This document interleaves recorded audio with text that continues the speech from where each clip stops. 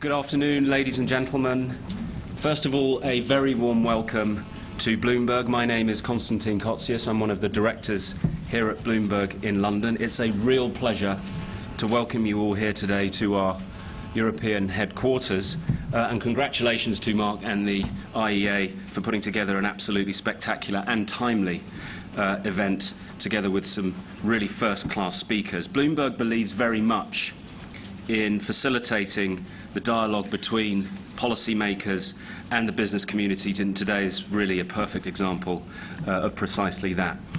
Whilst many of you may know us, Bloomberg, for our financial market data and news, we've also been covering in depth with news, research, data and analysis, the Eurozone crisis and the broader European political, economic and regulatory debate.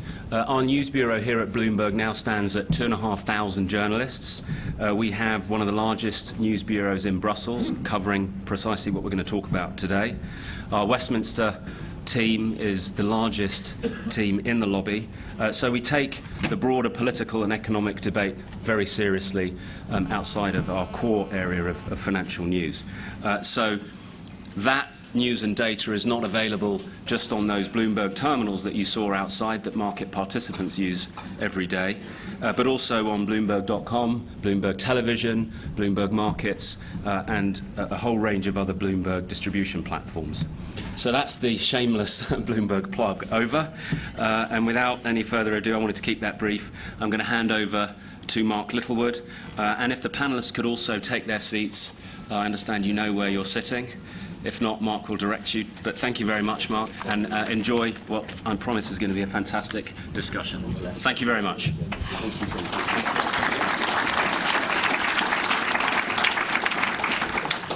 Constantine, thank you so much, and thanks to you and all your colleagues at Bloomberg. It's an absolute pleasure to be here, and we're most grateful for your hospitality and to give us the opportunity to discuss this crucial issue at this most propitious time. Constantine's given you the shameless plug for Bloomberg, so I suppose I should give you the shameless plug for the Institute of Economic Affairs.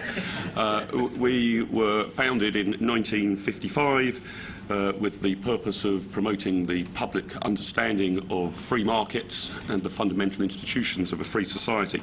And we do that through the publication of extensive peer-reviewed research work, through a wide programme of events, through regular appearances in the media, and with a substantial outreach programme to students, teachers and other key opinion formers. We are a charity. I hope you've enjoyed your free lunch, but you know that in the real world there is no such thing as a free lunch. I know a number of you in this room are very generous donors to the Institute of Economic Affairs, and we're most grateful to you. If you aren't yet a donor and you might consider becoming one, or you know a man who can, we'd be very grateful if you could speak to Tom Papworth, who's sitting right at the back there, our development manager, afterwards. And just before I move to today's event, I hope that you'll find on your chairs not just a little booklet about the IEA's work, but also an invite to an event next week at the IEA's headquarters in Westminster on Ronald Coase's book, How China Became Capitalist. We have a panel discussion at the IEA's headquarters at 2 Lord North Street, and that's a public event. You'd all be most welcome, so please come along if you are free. Introducing today's topic could take many hours, but I intend just to use a few sentences. The euro crisis continues to limp and struggle along, largely unresolved. Support is being provided in ever more opaque ways to seek to prevent the crisis from genuinely coming to a head.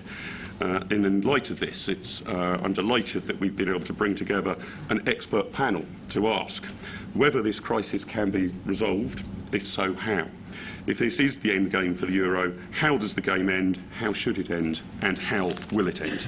So allow me to introduce our panellists, and I will introduce them in the order in which they will speak.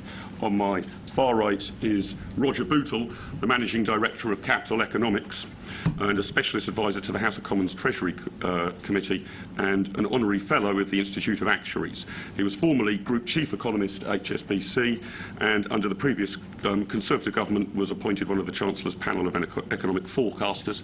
He's written several books, including The Trouble with Markets and Money for Nothing, which correctly anticipated the financial crisis and has been widely acclaimed. Next to Roger is John Chown, International Tax Advisor at Chown, Dewhurst.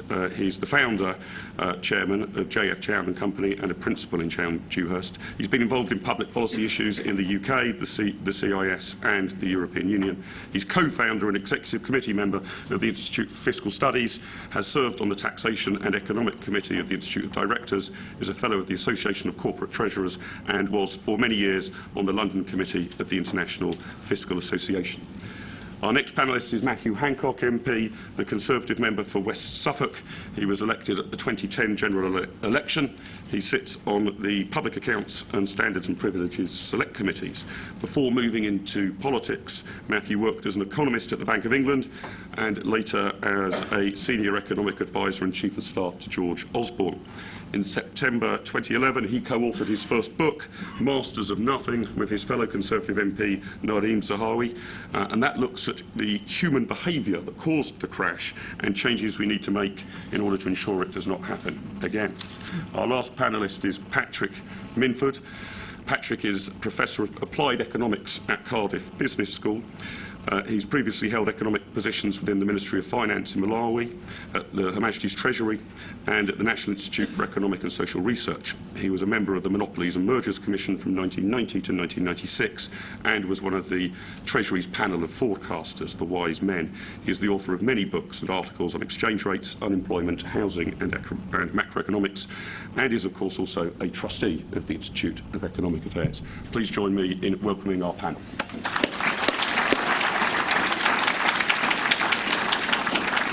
I'm going to ask each of our panellists to speak for 10 minutes. If they overrun, I will start banging a glass to alert their attention to the fact that they're overrunning. And after we've heard from all four of our panellists, there'll be plenty of time for Q&A, debate and discussion. So, Roger, can I hand over to you?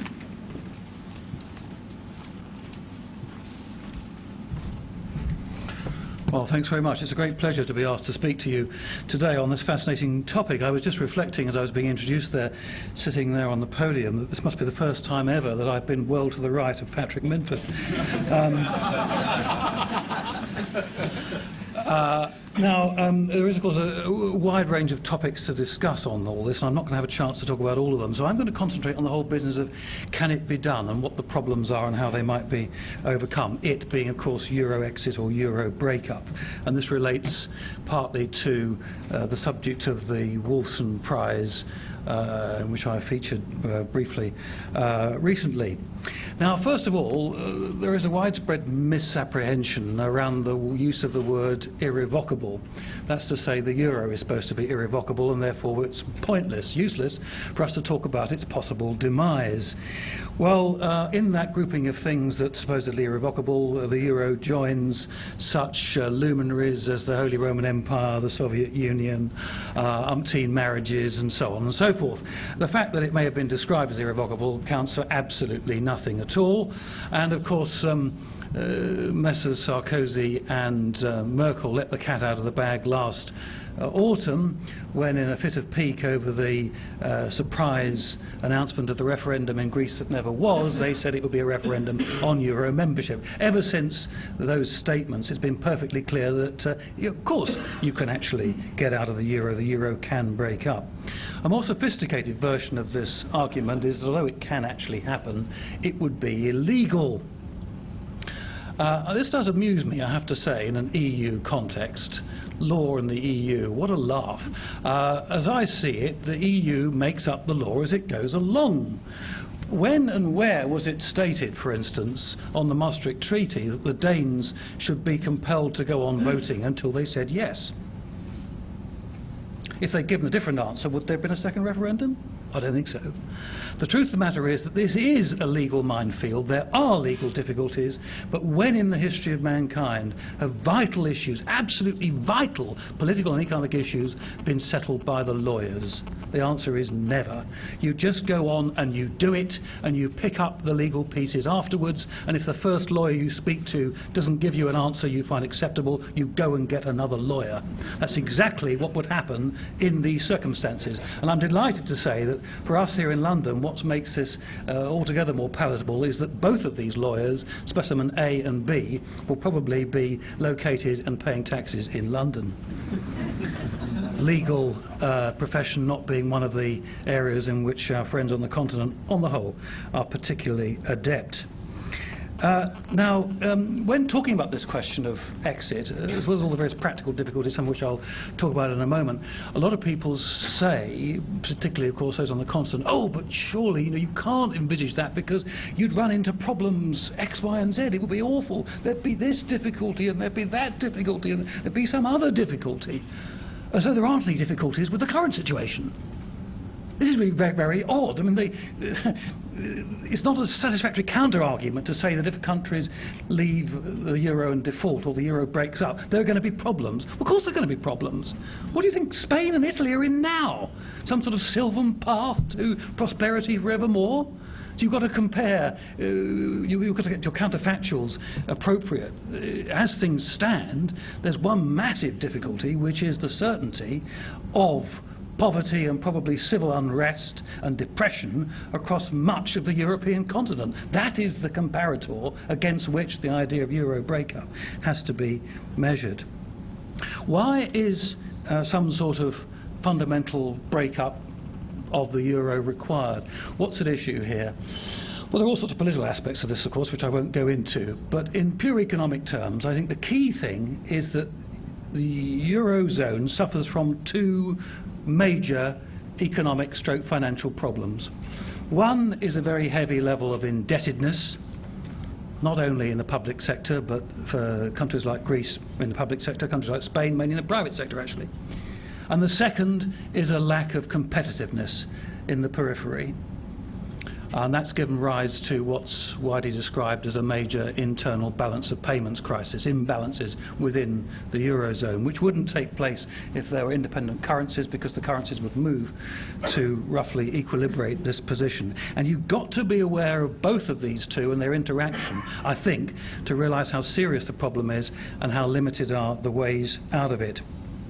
Now, it's often suggested, not least in Germany, that countries that are afflicted by the loss of competitiveness should cope with this by fundamental reforms, increasing productivity.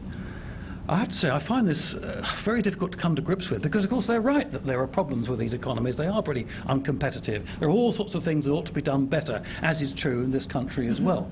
But the notion that you can cope with a problem of lack of competitiveness of 20, 30 or 40% as against Germany by this method, I find simply incredible. If in this country we were able to raise the rate of growth of productivity by 0.5% per annum, we would think we had achieved a miracle. And indeed it would be a miracle, because in my lifetime governments have always been trying to raise the rate of growth of the productivity in the British economy and always failed. If the Italian and Spanish governments can do it by deregulating dentists and taxi ranks and all the rest of it, jolly good luck to them. If they can manage it 0.5% per annum, well then tell me, what good is that in relation to a loss of competitiveness of 20, 30 or 40%. We're talking about 40, 50, 60 years of that sort of progress. It simply will not work. Then, of course, there's the idea of domestic deflation. That's to say, if what's needed is to restore price competitiveness, an alternative to letting the exchange rate go is to let the domestic price level fall. And this is absolutely right. In essence, these are two sides of the same coin. Lower domestic wages and prices, or a lower exchange rate, comes to the same thing, or at least it does under certain assumptions comes to the same thing. It takes a lot of time, of course. It's very painful to deflate domestically. All that stuff is true. But the real killer argument against it is this. It's the other element of the Eurozone's problem. It's debt. It's all very well saying you can deflate your way back to some sort of competitive equilibrium just as easily as you can move an exchange rate down. But of course what that does, as you deflate is it raises the real value of the debt, public and private. So the thing that's suggested to solve one of the Eurozone's problems would actually make the other one worse. The only way in which you can address both of these is to let the currency go. What that does is it restores competitiveness. It obviously raises domestic inflation for a time, and you have to keep that under control, but it does not make the problem in that regard of indebtedness worse. Now, I've got very limited time, so I'm going to move very swiftly on to a few closing remarks. This isn't just theoretical surmise on my part about the importance of the exchange rate. We've got umpteen examples in history of the exchange rate successfully dealing with difficulties of this sort. There's 1931, when the UK came off the gold standard. There's 1992, when the UK came out of the ERM. There's 1987-88, when various Asian countries were plunged into an exchange rate crisis, let their currencies go. There's 2002 with Argentina, a dreadful state Argentina was in before the default and devaluation of late 2001, early 2002. And more recently, there is Iceland, which has similarly been recovering from its position thanks to a much weaker exchange rate. In all these cases, by the way, the elites say either it can't be done, or if it is done, it will be a complete disaster. This is the normal pattern. I well remember 1992, what the UK Treasury said over here about what would happen if we came out of the RM. It would be a disaster, they said. Interest rates would go up and inflation would take off. What happened? Interest rates came down and inflation fell. It's the same pattern. Nor am I all that influenced by the fact that the populace across the Eurozone doesn't seem to want to leave the euro. The people in Greece don't want to leave the euro. I understand this. I think if you conducted a poll on the eve of Britain's exit from the gold standard in 1931, do you want to leave the gold standard? I suspect the answer would be no. Or in 1992, would you like George Soros to kick us out of the RM? Or no, thank you very much, I'd rather stay with all this pain. That's perfectly normal. They don't understand what the effectiveness of the other option would really be, and moreover, they don't understand quite how ghastly the position would be if they stayed on the current path. Is it all going to happen? Well, I suspect it is. There's obviously a chance that large amounts of money will patch the whole thing up. Euro breakup is often described as a disaster. I think the real disaster would be if Germany and international organisations, including a bit of help from us no doubt, came up with a large sum of money to keep the show on the road. That would be the real disaster, which would consign much of the continent to very low growth stroke depression for a very long time. I think myself that the most likely thing is that in the end governments won't choose it. It'll sort of happen in a financial panic. And the panic I have most in mind is a large-scale withdrawal of bank deposits from vulnerable countries will have to be relieved by the ECB, and then in the end the scale of the ECB's exposure to these countries will become so massive that both the ECB and the ECB's paymasters in Germany take fright. And at that point they'll cut off that vulnerable country, and that country will have no alternative but to leave the euro. So I suspect euro endgame, there are all sorts of ways in which it could end. I guess it could end with the whole, or not end with the whole thing carrying on, but my money will be on the idea it's going to end very messily, and I suspect relatively soon. Thanks very much.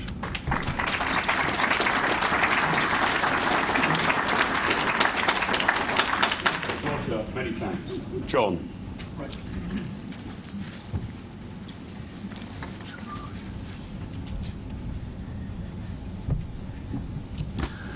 I entirely agree with what Roger has said. He's summed up the position admirably. We haven't said very much yet about possible solutions, but we will come to that no doubt during the discussion. Can I go back a little bit to the beginning? The European Union is not an optimum currency area. It was launched with serious design faults. It was intended, apparently, to be irrevocable. There are no provisions for countries to leave or be expelled from the Union, and no mechanism for dealing with asymmetric shocks which you're bound to hit sooner or later. But, however, these problems will have to be addressed, and whatever the lawyers say, and I've studied what the lawyers have said, and I then decided it was completely irrelevant. Now, I was a general supporter of the idea of European integration, and I was always fascinated by international monetary policy, which is my main subject. And Geoffrey Wood and I indeed wrote a pamphlet for the IEA as long ago as 1989 called The Right Road to Monetary Union, which was designed to get the advantages without the political claptrap. But I was horrified in 1995 when the Green Paper came out to see that the CATS concept had been hijacked by politicians who, for whatever reason, had totally ignored the real economic problems. It was a disaster waiting to happen, although we thought that the politicians might realize that things were wrong in good time and do something about it. The shock that we most anticipated was pensions. As we all know, populations are aging, and indeed, whenever there is a merger or a prospect of a privatization, one of the major problems that has to be addressed is what do you do with the pensions liabilities. That's even more important for countries. And indeed, I was looking at this, and in 2001, Eurostat published some detailed figures showing the percentage of GDP cost going out to 2050 of the then members of the European Union. I fell on these with delight, and I'd already had a slot to give a paper at Chatham House, and I suggested the highly provocative title, Will the Pensions Time Bomb Blow Apart EMU, which the organisers were delighted with. These figures, what Eurostat implied, although they were civil servants working to a brief, that policies had to change. And I certainly made that clear at the time. Oh, when it became obvious that Greece would have to leave the monetary union and probably default, and that other countries were in trouble, there was an opportunity to take proper, considered action. It was not taken. And the politicians, concerned to prevent the breakup of their beloved but failed experiment, dealt with it by throwing taxpayers' money at it. I thought at the time that it would have been possible to let Greece default and leave, and take steps to isolate the other countries, to deal with the contagion, and to deal with the banking problems that would arise for about 300 billion euros. Nowadays, I would have thought the figure had, after the latest round, we're well past €1 billion, and €1 trillion, sorry, and in order to save the Eurozone, they risk destroying the whole concept of European Union, and possibly destroying the banking system. Any new structure must not only patch up what's happened so far, but realize that there are going to be further asymmetric shocks. The pension one still hasn't hit properly, and take steps to make sure that there's sufficient flexibility in the structure. It will be very expensive to fragment this, but a well-designed plan is going to be far cheaper than simply waiting for the disaster to happen. My friends and I, some of my friends and I, had thoughts, but realized that any such design would have to be kept secret. For this reason, we didn't enter for the Wolfson Prize, on the ground that any good solution would be made impossible by publication. I think that Roger had done there's some good papers there, but fortunately they don't go, they're a little bit short on the detail, which is probably just as well, although I suspect that they've thought about the details in the same way that I have. We hoped that, if not optimistically, that there would be a task force at work behind the scenes, which would have to make sure that the detailed proposals were not whatever market expectations at that time were. For obvious reasons, the problem was that, of course, there is, given the structure of the European institutions, including the European Central Bank, it would be impossible to do that without word getting around the whole system in no time flat. So one would really need an individual, probably based at the IMF, to mastermind this. And but even then, the implementation would have to come within Europe. But one would have to create something and say, well, this is Plan A. Anyone who's got a Plan B, which is not going to be 3 times as expensive, can come up with it. The latest proposal would involve a botched fiscal union, involving Germany and a few of its neighbours. Politically, it'll be far short of a federal union, which needs a proper constitution with a proper analysis of states' rights.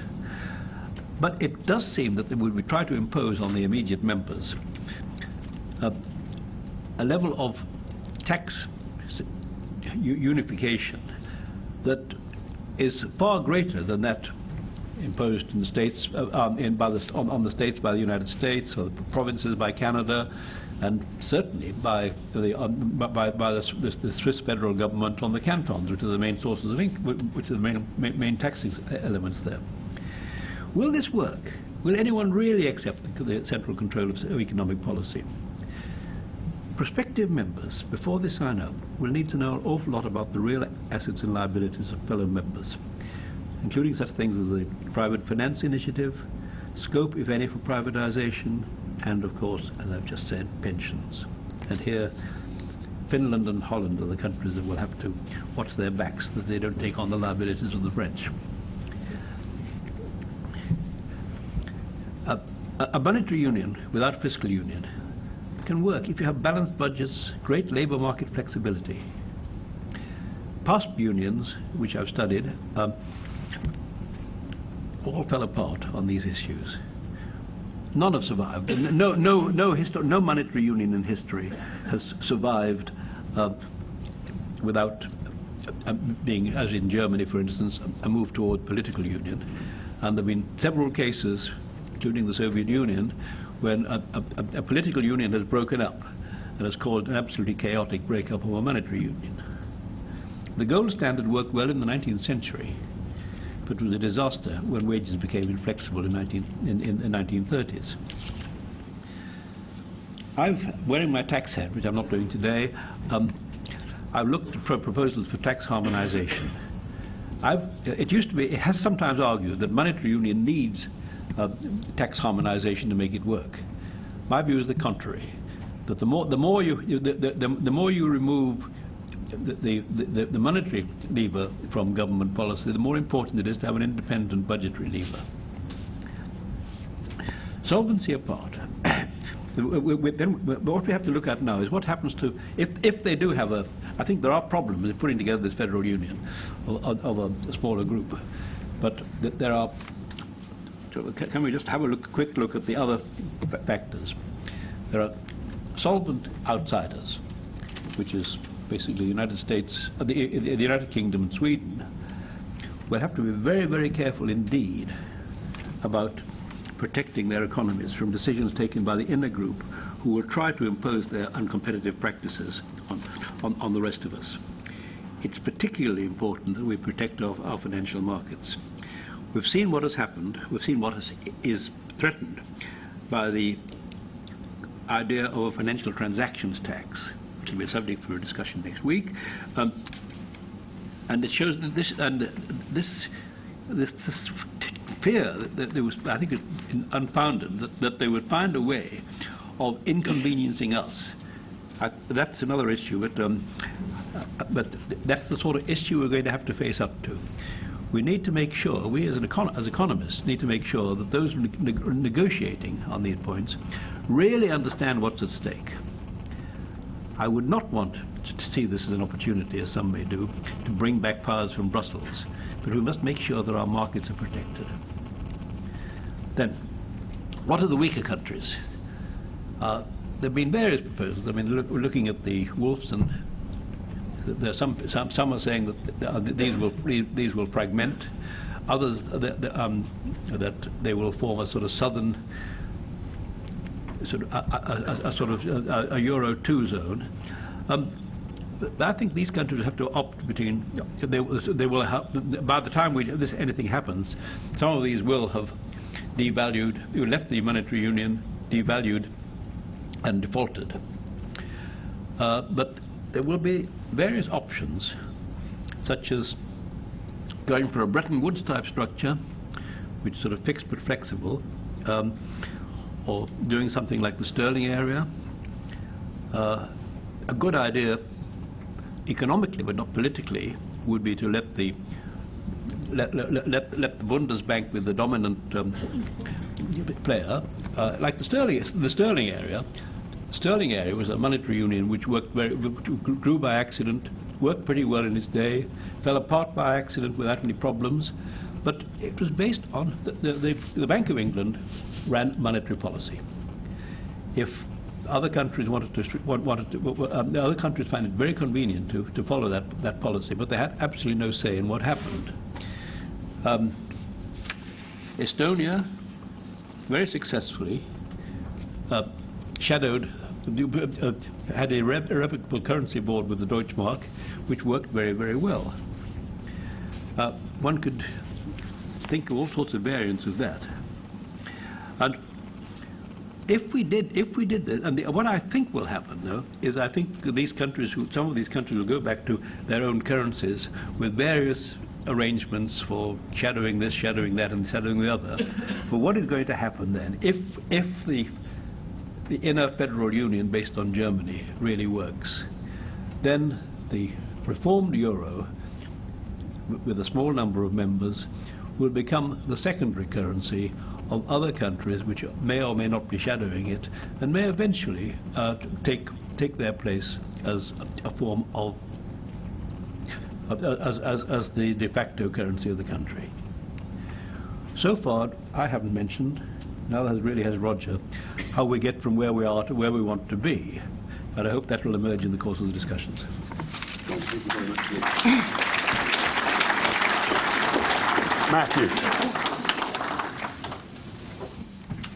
Well, thank you very much. And John, the logic of your position I admire greatly. I'm a little concerned. My mind was brought to Fermat's last theorem, as you explained that you had the answer to the euro, but you couldn't tell anybody, because as soon as you told anybody, it would render it impossible. But as an economist turned into a politician, I'm very focused on the political economy of the problem. I think those who see the euro as purely an economic problem miss the crucial political dynamics. And those, sadly, who saw the euro as a political question at the start entirely missed the economics of it, and indeed have been, in many cases, shocked to see the economics at work in what began as an essentially political project.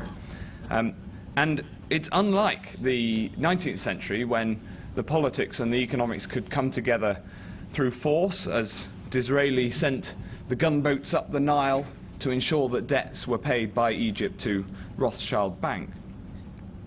But nonetheless, it is possible for currency areas, even that aren't optimal currency areas, to survive so long as the political will is strong enough. And we've seen this happen through history. You mentioned the Union of Germany. The Union of Italy, and indeed of the United States, are other cases in point. The US started out with 5 separate dollars that traded against each other, and if you look on your greenback, it will have a mark of which of the Fed banks issued it. And now, though they're at parity, for many years they weren't. But in all of those 3 cases, the union and strength of the political support was stronger than the economic factors that drove it away. I mean, there were, in terms of Italy, there was the migration of thousands from southern Italy to industrializing northern Italy because of the competitive differences between the 2 areas. And those enormous social pressures, in that case, were more than offset by the political will to keep it together. So, from the position of a UK politician, I think this question is crucial. Roger's right to say that the status quo ante to which the costs of euro breakup must be measured is not one of plain sailing, but of the the pressures and the pain, the economic pain that the continent is now under. But the costs, especially here in the UK, and in particular the risks, I think are borne on the side of breakup rather than on the side of muddling through. We have, of course, the direct exposure in that 40% of our exports go to the euro area. But there's also a crucial indirect exposure through the banking system, and the interplay between sovereign debt and into the banking system and back again is a very important one. So from the UK's perspective, I think that the risk lies in breakup, but more importantly, I think that we need to be prepared for whatever eventuality might come. My reading of the politics of the continent is that the political will to continue and make this a successful monetary union is strong, and even the recognition that this requires a fiscal union is there. For it to work, I think it'll require significant transfers between the countries, and it's quite difficult to explain as a German politician that the benefits of being in the EU is an undervalued exchange rate relative to what you'd have with the Deutschmark. But of course the cost will be in very direct fiscal transfers if they're going to make it work. But from our perspective in the UK, I think this essentially is a deeply political question that won't even be settled in the chancelleries of Europe, but will be settled through elections and through popular feeling and through the decision of the peoples of Europe eventually and over time. So what can we do here? Well, the first thing we can do is that in this instance, since it is the clear will of the governments of the euro area to try to make it work, their support for for monetary support through liquidity measures from the ECB and through establishing a firewall that they pay into and we don't, I think is one that we can support, although it's very clear that we should let them get on with it themselves rather than use our sovereign position to be a part of that. And we should support them in everything they can do to improve their competitiveness, which means a big drive, particularly in Brussels, to improve the competitiveness coming out of the Commission and the regulations that are coming out of the Commission, which of course have a very big impact here, but they have a huge impact on the continent too. But the other thing that I think we concentrate a little too little on from a UK perspective is that neither of the options for the euro area look particularly healthy. I think one is riskier than the other. Breakup is riskier than continuation. But so we need to drive to improve our trade with the rest of the world. We have a 40 billion or so trade deficit with the EU compared to a surplus of over 10 billion with the non-EU countries in the rest of the world. And this is rapidly improving with our exports to emerging economies in China, of course, India, Indonesia, moving upwards fast, but from a very low base. And so the focus here must be to improve those relationships, improve the trade relationships from a government point of view, strengthen our ties, strengthen our export support services, and of course do everything we can to make the UK economy more competitive and deal with our debts here. Just to summarise, I think that combining the politics and the economics, no matter whether we oppose the euro in the first place on the grounds that it's not an optimal currency area, as I certainly did, this is a question of political economy, and there is strong political support from the governments on the continent. And our role in the UK is to be as prepared as possible for both options, indeed for the whole plethora and range of options that are on the table, and to make sure that we are not seen and don't see ourselves as just a rainy archipelago on the north coast of Europe, but instead are a global trading nation with cultural, diplomatic and economic links the world over. Thank you.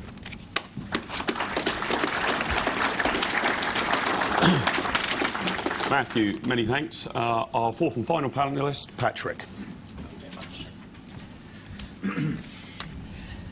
Thank you very much, Mark. Well, I must start by saying that, ladies and gentlemen, good afternoon. I must start by saying that I agree with what both Roger and John have said ought to be done. I think they're completely logical. This was a bad project. The points have all been made. It shouldn't have happened. It's a mess. The costs have been enormous of the failure, and it seems to me that the breakup of it would be immensely less expensive than the continuation, for all the reasons basically that Roger and John have pointed out. And indeed, currencies, as John said, and Roger, they've constantly. I mean, in the last couple of centuries, we had plenty of currencies have been replaced. I mean, people say, well, it's different on the gold standard because we had currencies and we left the gold standard and we joined it, but we always had the same currency. Of course, that's true, but it's not true of the ruble. I mean, when the ruble broke up, Ukraine stamped every ruble with a big U, as I recall, to make clear that it was different. And, of course, this sort of breakup of currencies is a regular event in history. So I think this is all quite correct as a diagnosis, but I think Matthew actually put his finger on it. This is pure Anglo-Saxon wishful thinking. This is not the way these guys think. I know there are a few minority Germans who think like this, including the Bundesbank, but they don't run Germany. And I think this is the problem. I mean, as a forecaster, I always think that one shouldn't look in the crystal ball when one can read the book.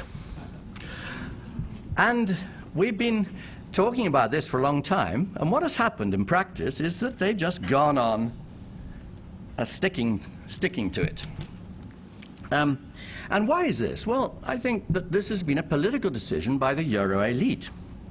And this is not just the Euro elite of Germany or France. It is the Euro elite of all these southern countries. They don't want to leave the Euro. I got this at first hand, actually, in a conference a week or so ago at the Bank of Greece, where perfectly clear that as far as Greek Euro elite opinion is concerned, they think leaving the Euro is just a dreadful idea because they're terrified of the chaos. You can think about this lots of ways. You can think of it as clinging to nurse for fear of something worse, which is basically, I think, what it is. And this view of the Euro elite is shared by the population. Basically because the populations of Europe see the EU, particularly the southern Europe, see the EU and the Euro as a thing, a bunch of institutions that have introduced institutions where only weak institutions existed before. They're backed by stronger countries as they see it. Now, I think that therefore you have to ask the question, whether the political will of the Euro elite, which is a pretty powerful body, given the fact that in these countries there isn't a great tradition of throwing over elites. I mean, I think it was Lenin that remarked that you could never have a revolution in Germany because everyone would be queuing up for tickets. And this is true generally on the continent, frankly. They don't challenge their elites. What happens is they go out in their tractors and they block the motorways and this sort of thing, and then they have a jolly good day out, and then they all go back home again and get on with what they were told to do. So I don't think, there's going to be the political desire to break the system up. I think this is what we have to get used to. And so I think what's going to happen is what's happening now. We're just going to lumber on in this crisis, this sort of simmering crisis. And every southern country is going to set out targets, as Spain is doing at the moment, for more austerity. And they'll be regularly missed. And then they'll produce another set of targets, which again will be missed for austerity. And it will generate a pretty depressing situation on the continent. We're going to have stagnation. I think that it will continue to look risky to the markets. The yields on Spanish bonds will remain high, and similarly on Italian and Portuguese and Greek. Well, of course, Greek bonds are stratospheric, but they're just not, it's not a market anymore. It's just all been replaced by euro bailout. And growth will be slow or negative in the south, and it won't be great elsewhere in the Eurozone. And what will happen, I mean, Germany, what would Germany do? Well, I think Germany, you see, again, the German elite definitely fears exit from the euro. And they might, if they could see a way, want to eject Greece. But the trouble is that the Greeks don't want to be ejected. This is the problem. I think the Germans would love to eject the Greeks, and this is well known that there's lots of discussions in Berlin about all this, but the Greeks won't go. They won't go quietly. And so they've taken the money, and they'll pretend to go along with everything, and perhaps they'll pay the interest on it. It's not too onerous, perhaps, and you know, they'll probably reschedule again somewhere down the road. And what will Germany do? I think it'll continue to grudgingly pay up. And as has been pointed out, the German economic model is one of an undervalued euro supporting the German export machine. It's very like the Chinese model, actually. You know, you see the main engine of growth in Germany as being through exports, as China sees its main engine of growth through exports, and you follow essentially mercantilist undervaluation policies. And of course, this isn't a great, in my opinion, this is a dreadful economic policy, but it's what these people want. And this is the model they know, and the model they'll stick to. Again, in a sense that it's familiar, and it's the model that they have. And so I think we're going to look at more of the same. Will it come unstuck? Well, it'll come unstuck. I think Roger said there'll be a big crisis, and finally, you know, someone will refuse to pay up, or there'll be such terrible revulsion popularly in one of the countries. It's possible, of course. This is always possible.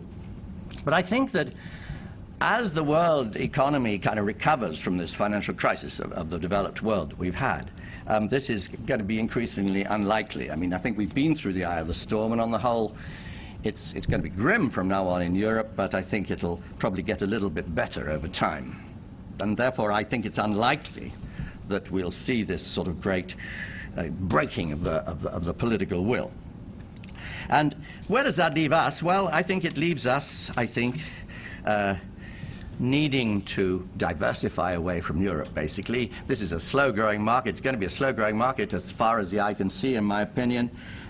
Badly run, not an efficient area, with increasingly fissiparous, with the single market being, I think, threatened by the crisis of the Eurozone and all the difficulties that are going on.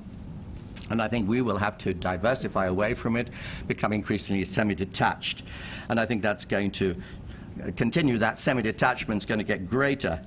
And, you know, what about, is it impossible for this to happen in Europe because of competitiveness? Well, I think the competitiveness is an issue, but the problem is we don't actually know what is the appropriate competitiveness for a lot of these southern countries. When countries develop and get richer from great poverty, they tend to have a rising real exchange rate and falling competitiveness as non-traded goods become more expensive. And we don't know exactly what is an equilibrium for these countries. So they don't compete with Germany, of course, either. So when people say, oh, well, Germany's very competitive and these other countries aren't, they're forgetting these countries are more complementary than they are competing with each other. You know, Germans go to the south for beaches, and they buy Mercedes from the Germans. I mean, these are complementary products.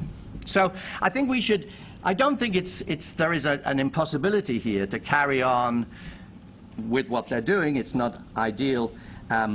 Also, the balance of payments, of course, there are imbalances, but these will be increasingly curtailed by the huge banking problems that are existing and the debt that is being the bailout process that inevitably is going to put curbs on the same sorts of deficits that used to be run before this thing all got into crisis.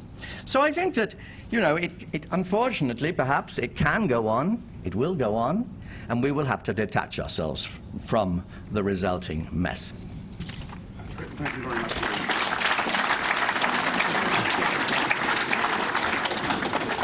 Thanks to all four of our panellists. A mixture of realism and pessimism, I think. We've got a good half hour now to take contributions and questions from you on the floor. I will try and make sure that panellists each get a sort of fair share of time, but I won't necessarily come to all four of you for each question or contribution. I'm willing to take speeches as well, as long as they're no more than 2 sentences long. If you could say, for the benefit of the rest of the audience, who you are and where you're from, that would be enormously appreciated. So I'll take Stuart at the back. Stuart Weeder, the Treasurer of UKIP. Does the panel think it's sensible for us to give another £10 million to the IMF, 10 billion to the IMF, which will obviously in practice be used to try to prop up the euro? Thank you. Matthew, what's your view on whether we are in effect contributing to this firewall, albeit by a circuitous route? Well, obviously the decisions are to be made at the IMF meetings this weekend. And I think that the principle that the IMF supports countries and not currencies is an important one. The IMF's job is not to prop up the euro. If you want monetary support within a monetary union, then that should come through its monetary policy and therefore through the ECB. So I welcomed the ECB's liquidity action in December. But should the IMF have the resources that, if it goes into a country, it is undoubted by the markets that when it puts its firepower behind a country, that firepower is entirely credible? Yes, I think that's right. And it wouldn't be only us putting in more commitments, it would be the whole of the rest of the world, with the concept that so long as commitments are large enough, then they'll never be defaulted on. So I think it's we're as a key part of the global economic community. I think it would be extremely odd if the UK didn't take its part. After all, the IMF is a crucial institution that helps out countries when they're in their most difficulty and helps turn them around. I can see John agreeing a bit, but Patrick, I wonder if we could have your thoughts on our IMF contribution and, in effect, whether the UK is, through some route or other, going to be contributing substantially to a firewall or a support mechanism. Well, I sense that we're not the only ones to be reluctant to support what we see as a Eurozone private problem. And I don't think the IMF is very keen to do it either, and I don't think the US is very keen to do it, and I don't think we should support it, no, and I don't think the IMF thinks they should support it either.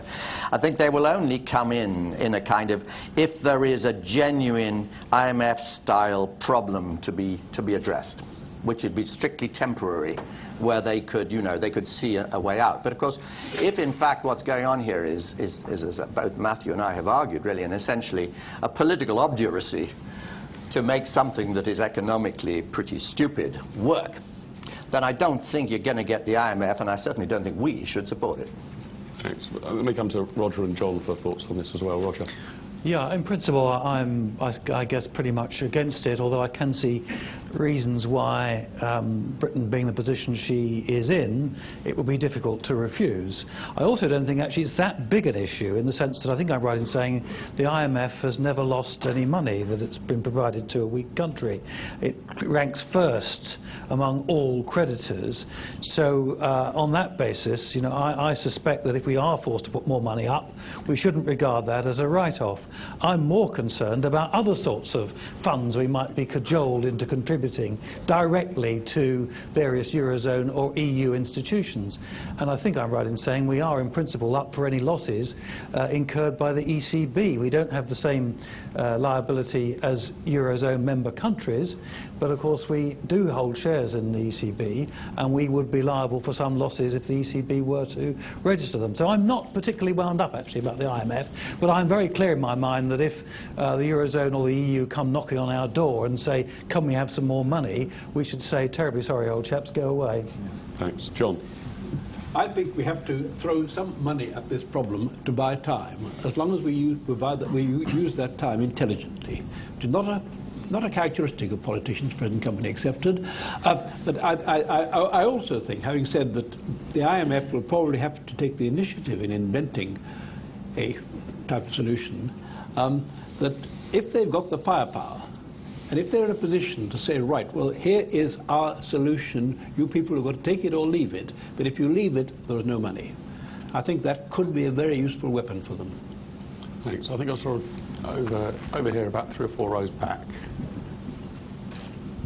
Hector Birchwood, Celtic Research. I was just looking at the problem here between Europe and Britain as trading partners, and despite the fact that Britain is a global trading partner, we have to recognize the fact that Europe is its biggest trading partner, and the real risk, should the euro disintegrate, is that many companies here in Britain who are trading with Europe will have to hold euros in order to maintain payments which are either paid from by European countries or which they have held in anticipation for paying for that, for any services or goods which they're deriving from Europe. One thing that maybe the panel could talk about, or maybe I'd like to see what their views are, on what can Britain do in order to mitigate this particular risk to individual companies, and that is perhaps removing legal tender laws which would allow private banks to issue possibly commodity-backed or composite commodity-backed currencies, which could then be used to be exchanged for goods and services with European countries, thereby limiting the possible risk should the euro disintegrate and should companies in Britain be holding assets, fiat currencies, which could then be potentially worthless. Thanks. I'm going to take one or two. There's been a flurry of hands, so I'm going to take 1 or 2 more contributions before coming back to the panel. One here, about 3 rows back. You can just wait for the microphone. Germany is the EU's strongest member and makes a great deal of money from it. Do you think that Germany is tempted to apply the General Motors solution to the Eurozone, for the Euro nations to dump their debts and then rise to prosperity? Okay, and increase the power of the Bundesbank, because the ECB, we all contribute to the ECB. thank you. And I'll take this gentleman in the front row directly in front of me as well. Ranjiv Gunawardena, International Consultants Chairman. My question is, I would define as an observation. When we had the crisis in Asia and Latin America, the IMF had a different viewpoint, that they had resolved their own matters. But when it comes to the EU area, we're doing quantitative easing, things that have not been done before. And I just want to find out the panel's opinion upon looking at different ways of doing things from the lessons that we have learned from Southeast Asia and South America. Thank you. Thanks. Let me take each of the panellists now before I go back to the floor. I'll start with Patrick and work along the line. 3 different questions to consider there. What can be done to mitigate exposure to British companies? The question about Germany, and are we in such uncharted territories here with such uncertainties that the risks are potentially colossally greater? Well, I mean, I think that British companies should simply cover themselves forward and pass the risk on to the covering companies. I don't think, inventing new currencies is going to be a help here, or commodity currencies. That's very costly anyway, even if it's possible. On the question of QE, if I can go to that next, I think the point is that if you look at the Asian countries, they really didn't have the luxury of doing quantitative easing. That would have compounded a real problem with a hyperinflationary problem. What has happened with the QE in the developed countries is because they have got essentially large country situations where they are able to buy government debt on a major scale, and at the same time they are regulating the banking systems such that banks are not willing to use the money that's being printed to make credit. They're getting away with a massive printing of money. I mean, the money supply in the UK has gone up 6 times, and there are similar multiples in the US and Europe. But of course, because the banking systems have been wrecked by this regulative kind of overreaction, in my opinion, it's so expensive for them to expand credit because of the capital they'd have to raise that they're not doing it. So there's no hyperinflationary threat. But I think in Asia this just was a serious problem. If they'd gone for QE to try and alleviate their problems, they'd faced hyperinflation. As far as Germany, the German solution, dropping debts, I presume you mean that just these countries should go broke, and is that what you mean? Germany was the greatest default. Germany was a big defaulter after the First World War, yes, so reparations. And actually after the Second World War. Maybe after the second as well. So they're good at defaulting.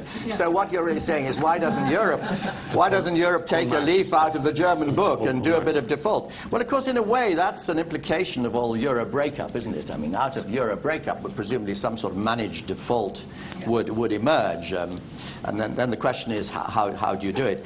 Of course, I think it's part of the implication of what two of my colleagues on the right are suggesting will be the solution. I think I agree with them. Euro breakup would involve effectively this type of, as part of it. I don't think she envisages default. I think she envisages just dumping the debts. And like General Motors, What's the difference between dumping debts and default? It's a default. It's now very profitable. Yes, if you don't pay your debts, you are, I think, defaulting. You might not call it that. Let me bring the rest of the panel in. Matthew. Like Patrick, I think that companies' euro holdings are under the situation of breakup would be the least of our worries, except in this one sense, which is that banks are companies, and banks' euro holdings would be a very serious, and I think the most difficult part of a breakup to resolve, because imagine you're a Greek householder who's got a mortgage and got some savings in a bank account, and and say Greece leaves the euro and I don't know, devalues by half, whatever the market takes it to, then either the value of your mortgage doubles if it's left in euros, or the bank which lent you the mortgage has a mortgage value at half, and either of those outcomes is very, very difficult to work through. So I think the question should be put in terms of the impact on banks rather than most corporates, which should be able, either through hedging or just through management of cash flow, be able to deal with it. It was implied in that government banking system as any forward coverage would be the exposure would be held in the banking system. Yes, but we need to look at that in terms of the banking system rather than the wider corporate. And on the question of, I agree with Patrick on the impact of QE and the lessons, but we should learn lessons from where this has happened before, both where currency unions have survived and where they haven't, because we need to be prepared for whatever eventuality. I think that on the question of default, of course, default is something that you can look at. I would never recommend it for my own country, on the grounds that you then get a future very high cost to borrowing, which will be a drag on your economy for many, many years to come. But I think there's a connected question which we haven't really touched on, which is one of the options put forward for the in the scenario in which the euro continues in its present form, is that there is collective debt issuance, i.e. euro bonds backed by all countries rather than backed nationally. But again, this comes down to a political question, because there are those who propose euro bonds as a solution and then a fiscal union to back it.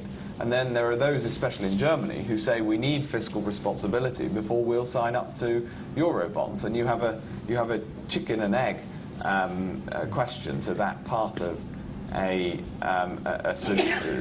to what could be a helpful part of a solution in the scenario in which the euro stays together. Can I just before moving on to John, can I just press you to clarify on the default point? Are you saying that you would not advise the Mediterranean countries to default for the same reasons that you gave on the future cost of borrowing? Well, of course, it all depends on individual circumstances. The Greeks decided that a pretty serious haircut was worth it because their debt dynamics weren't sustainable.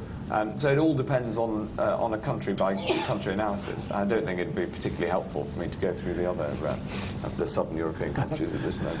John? One point on default and writing down of assets, whatever you like to call it, is that does it trigger a credit default swap, which I thought years ago was a disaster waiting to happen, as it indeed has proved.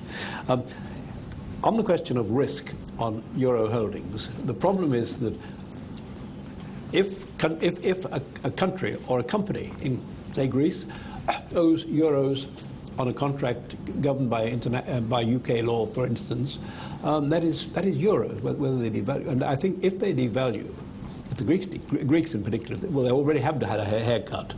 There's going to have to be, any devaluation has got to be accompanied by a partial structured default.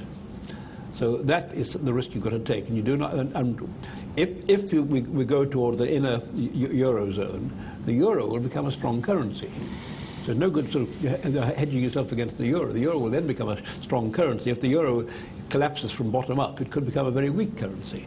We don't know. I hold some euros, but not very many. But on the question, I tend to favour, having seen Southeast Asia and having been working in Southeast Asia at the time, and certainly knowing a lot about Russia and a certain amount about Argentina, I think the question of default and reconstruction can be a very positive one.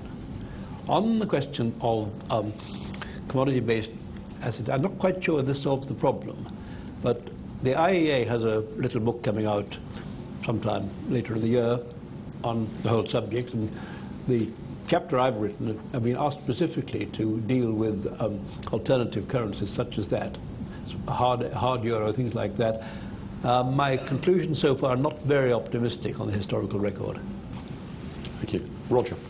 Yeah, on this question of companies protecting themselves, I'm quite suspicious about the idea of inventing a new currency. I thought we'd had enough trouble with new currencies over the last decade or so. But companies should already be protecting themselves, and in fact I think the evidence is that they are. None of us knows, of course, how serious a euro breakup or even a departure of a country like Greece would be, but my own instinct is that if Greece alone were to leave the euro and default, the impact would be very minor. In marked contrast to the Lehman's collapse, if there's any crisis that's ever been flagged well in advance, surely it's this one. And if there's a major company sitting on substantial euro assets deposited in Greek banks, then frankly the whole board ought to be shot immediately, not necessarily by the Greeks. I think, but the evidence that the companies are already preparing is pretty clear. Why is it that we've had to have this massive programme of monetary support from the ECB? Well, to some extent this is, as it were, trying to do QE, only not admitting it, that's to say not doing it yourself for the ECB, getting banks to do it. But a large part of what's going on is quite simply that individuals and companies and banks, not just in the Eurozone but throughout the world, have fought shy of putting money on deposit, not just with Greek banks, but Italian banks, Spanish banks, Irish banks, and so on and so forth. And in order to prevent there being a massive banking collapse across the Eurozone, Eurozone, the ECB's had to resupply that money to those banks who can't get it on the markets. So I would say, although nothing's perfect, and there are, of course, problems and there will be losers, I think the evidence is that both banks and companies and individuals are already preparing for it. Thanks. I'm going to take 3 more questions. Mary, then the gentleman at the front, then I'll take a question over there. And there's plenty of time to come back for those who've got your hands in the air. Just keep trying to catch my eye. Mary. I'm Mary Lawrence. I'm a headhunter.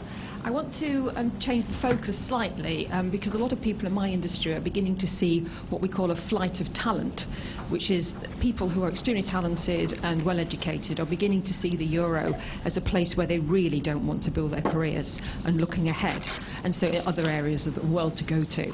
And I wondered what the long-term implications for business in Europe will be presented by this issue. Thank you. Gentleman in the front row here.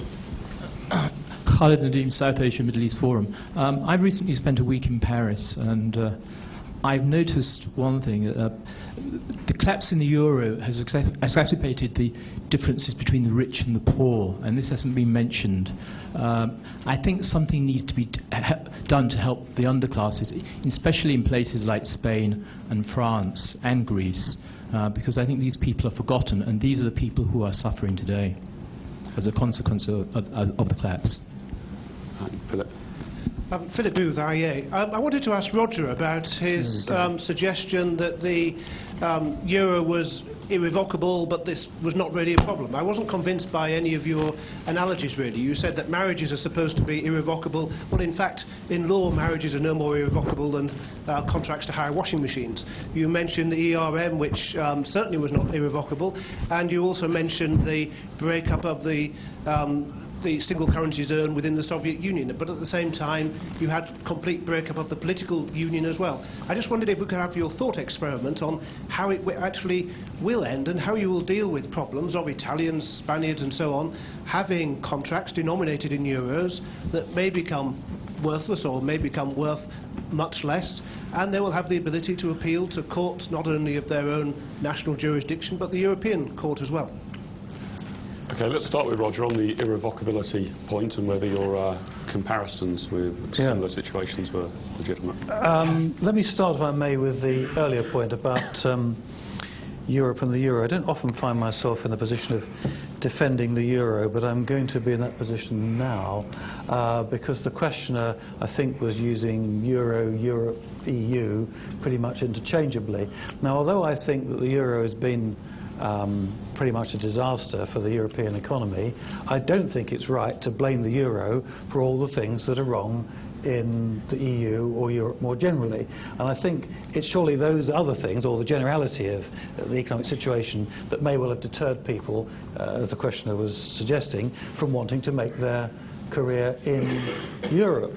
So that, you know, if we or they solved the euro crisis, that's to say it was either patched up and continued, or by contrast it broke up, I don't think that would end the problem which she's speaking about, because the problems of Europe are manifold and deep-seated. They're to do with, in my view, with an excessive level of government spending and taxation, an excessive level of social welfare, an appalling situation of governance in European universities, poor investment in research development, poor investment in almost anything, non-functioning markets across the board, not helped by the fact that in many cases the population, including Germany, is set to fall, and that's to do with clearly very low birth rates, which even I can't manage successfully to blame the euro, although I wish I could pull that one off. I think that's a deeper-seated problem.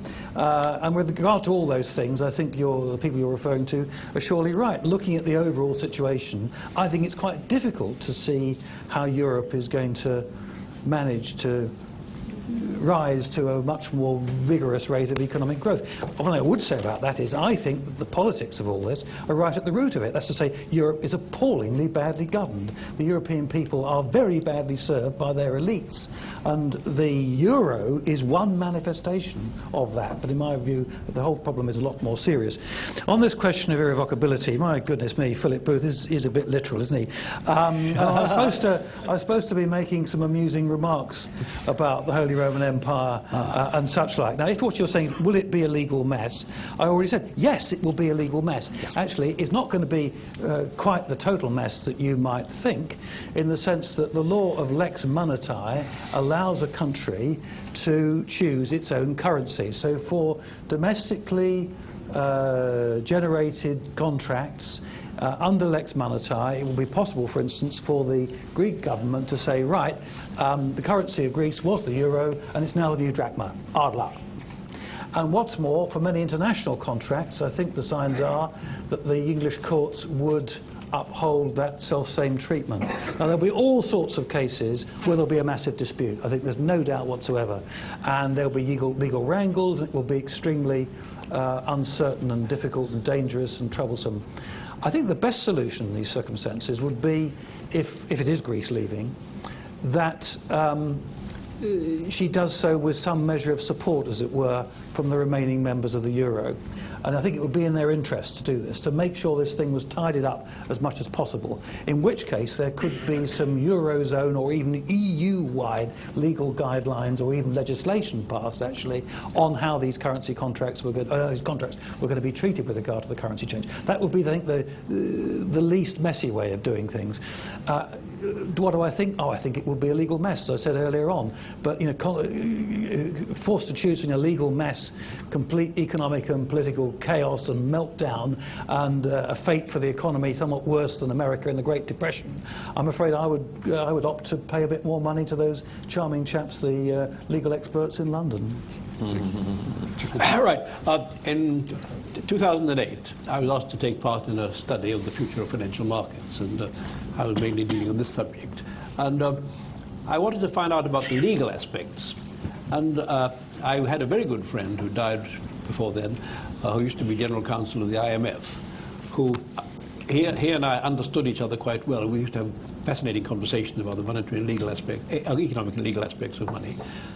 Absent him, I managed with difficulty to track down a couple of monetary lawyers who were prepared to talk about the subject, because we regarded it as very bad manners even to suggest that there could be a breakup of the monetary union at that time. And I did quite a serious report, a memorandum on this. But my conclusion was that there was no watertight legal way of unscrambling this mess. However, as this mess would unscramble itself, the legal aspects were irrelevant. That was my conclusion at that point. I think that there were lots of in the textbooks of this, which I have read, there were lots of cases. There were even cases brought after the First World War, when the Germans introduced a new currency, as to whether debts were denominated in the old currency or the new currency. And it kept the lawyers in fees for a long, long time. Thank you. Matthew. I'm a young man who trained as an economist and then went into politics. And one of the things that drove me into politics was wanting to support and help people who want to get on in life. And I think that this principle is one that hasn't been applied in the governance of the EU for an awfully long time. And I think this answers both of the questions over here, whether it's high talented people who can leave and want to leave the continental Europe, or whether it's people who are stuck in continental Europe and can't work their way out of poverty.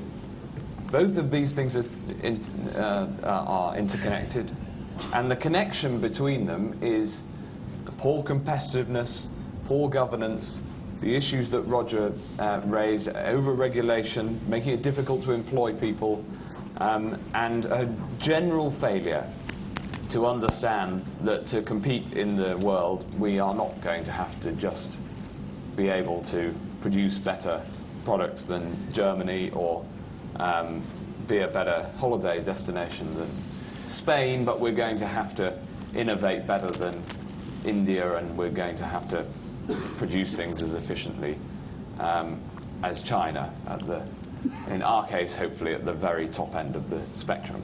And this is a deep-seated, long-standing problem that we in the UK have from time to time faced up to, and we need to face up to it once again. But the European Commission and the national governments on the continent need to face up to it, because it's only by restoring the economies and the opportunities for aspiration across the whole of the EU that we can keep our best people here and help those who are trapped in poverty and want to help their way out.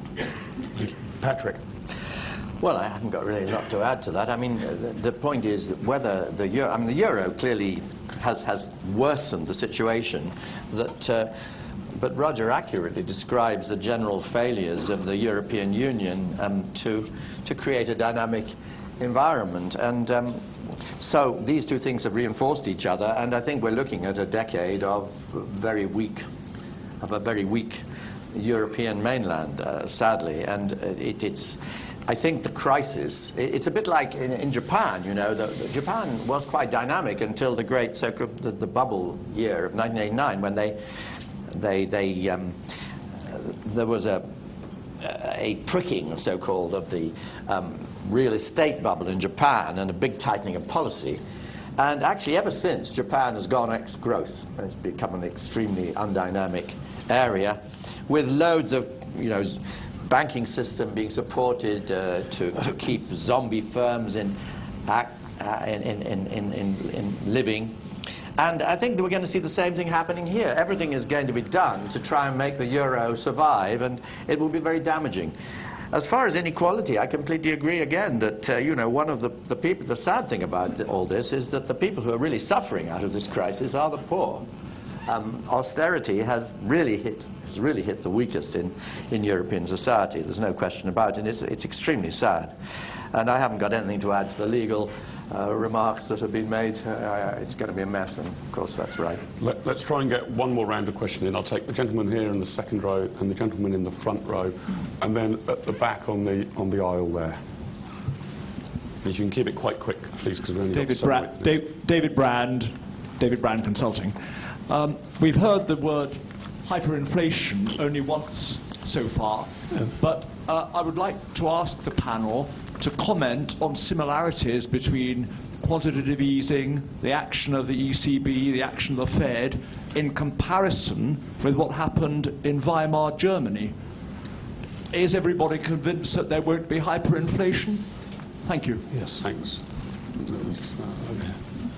Patrick Evershed, President of the Cities of London and Westminster Conservatives.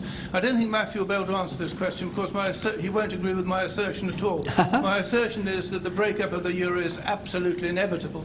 So my question really is to Roger and John as to which countries are likely to break out first.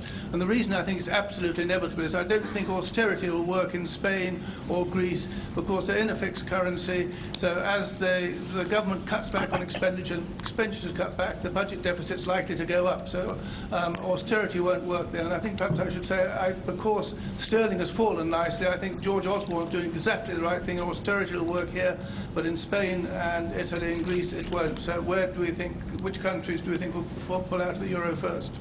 Thanks. And then last question from right at the back. Right at the back there. If you just wait for the microphone. Thank you. Thank you. Ramesh, Sumitomo Trust Bank. My question is, ECB with its 1 trillion worth of LTRO, ECB has too much at stake, and ECB and the core countries have too much at stake to have a split up of euro as a feasible option at all? Thank you. If I can take the panel again from Roger and then moving on to Patrick for their final remarks. And if I could just ask each panelist to tease out, I know many of them made this near explicit actually in their opening remarks or since, and even though there's been some agreement on prescription, there's perhaps not been as much agreement on prediction. If each panellist could say where they think we will be in 5 years' time, lumbering on, or who will have exited by then. What's your best prediction of where we will actually be in 2017? Roger. Okay, starting with the hyperinflation point. No, I'm not convinced even I, the author of the book Death of Inflation, I'm not convinced we won't end up with a very high rate of inflation.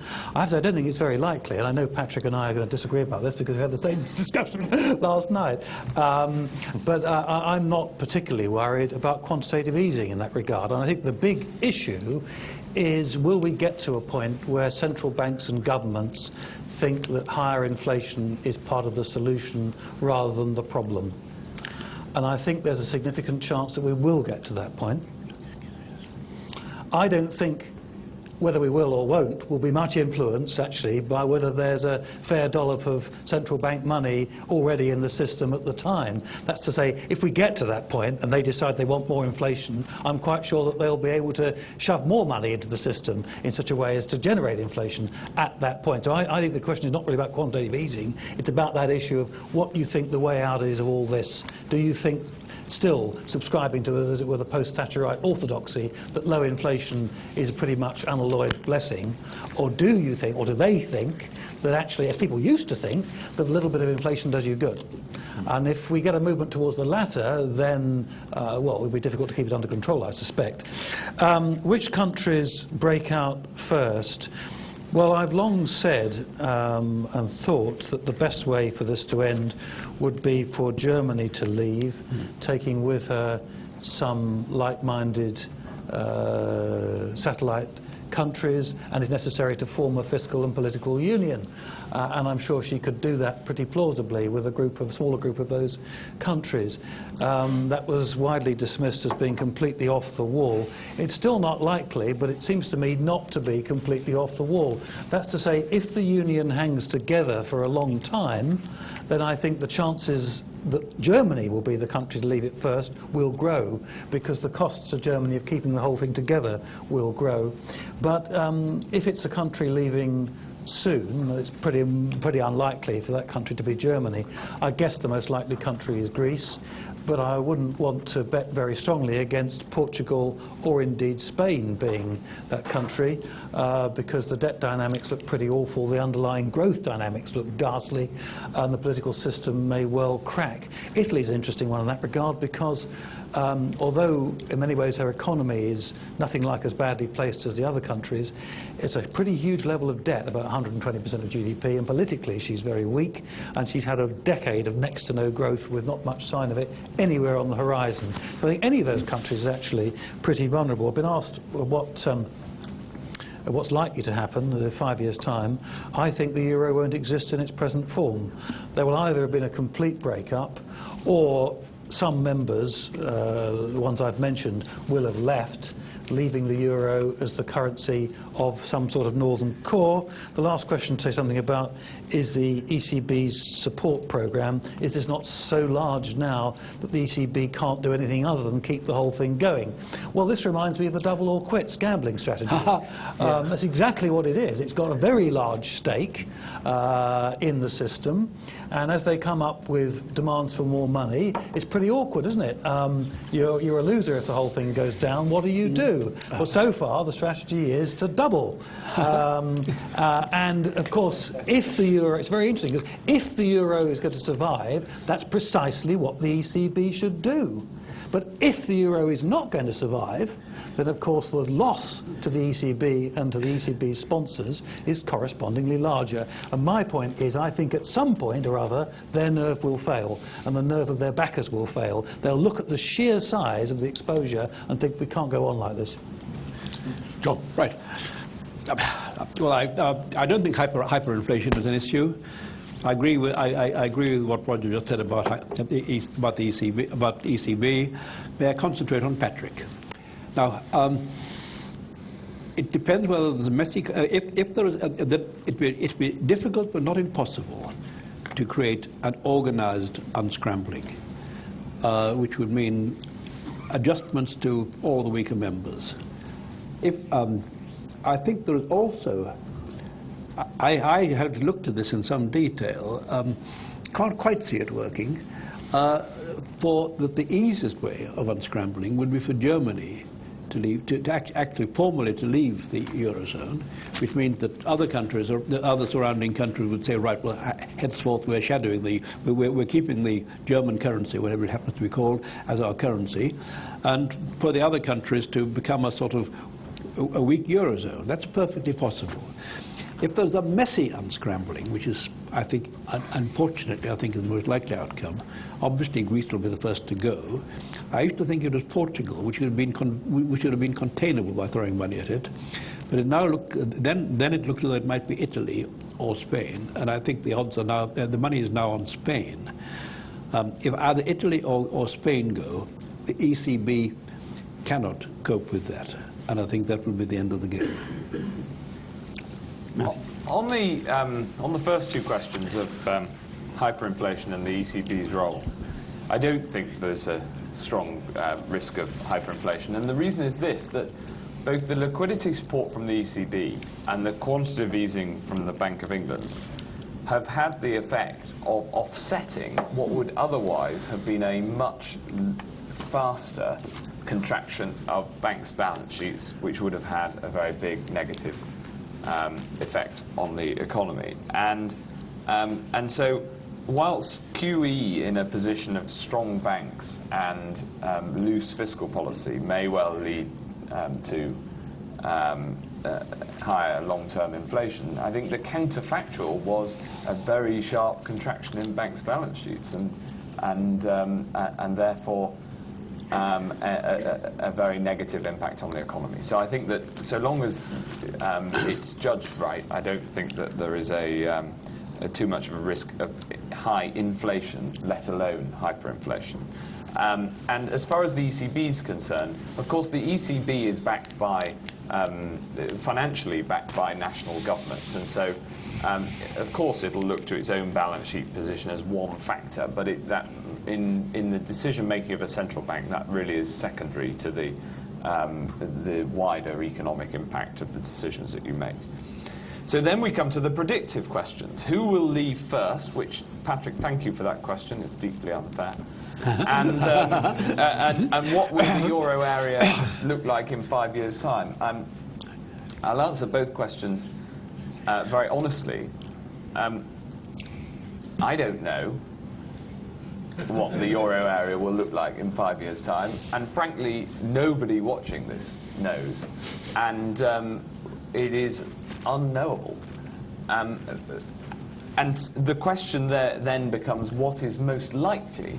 And I think most likely the euro will exist in its present form in terms of numbers of countries, and that answer gives me my excuse not to answer your question, Patrick.